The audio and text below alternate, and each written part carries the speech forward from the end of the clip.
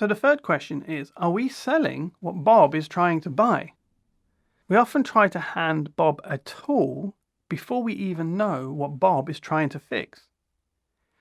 Bob wants a spanner, but we try to sell him a paintbrush. Bob will not buy a paintbrush when Bob needs a spanner. So we need to learn to listen to Bob, because Bob will tell us Bob's problems if we listen. We need to help fix Bob's problem, not what we think Bob's problem is. And you would be amazed how most marketers make this fundamental mistake. They assume Bob's problem and they don't research and find out what Bob's problem actually is.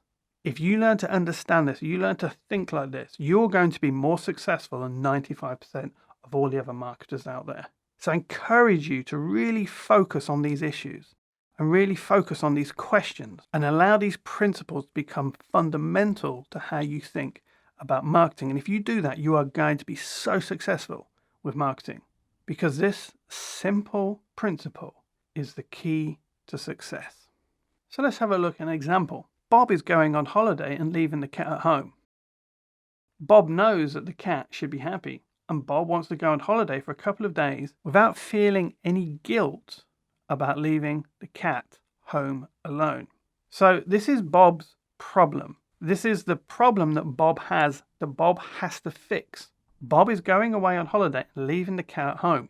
And there's a certain amount of social guilt associated around leaving an animal at home alone. But Bob wants to enjoy his weekend without feeling guilty. He doesn't want to have to ask the neighbors to come in. Maybe he lives in a bad area and doesn't trust his neighbors. Maybe he hasn't got anybody, just a relative or a friend close by. This is his problem.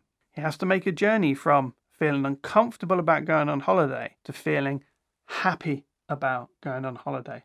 And there's a buyer journey in that process that we can market to. So let's have a look at a bad pitch. Buy this auto-dispensing cat feeder. At first glance, you would think that this solves Bob's problem. But does it? No, because it doesn't actually deal with the core issue of Bob's guilt.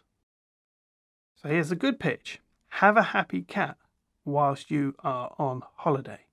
So although we haven't addressed Bob's guilt specifically in this copy, what we have said is you will have a happy cat. So we know that Bob having a happy cat whilst he's on holiday actually solves his problem. So the bad pitch focuses on the product. The good pitch focuses on the problem that Bob has. And if you notice, it doesn't even mention the product, because the first thing it does is deal with Bob's fundamental core problem.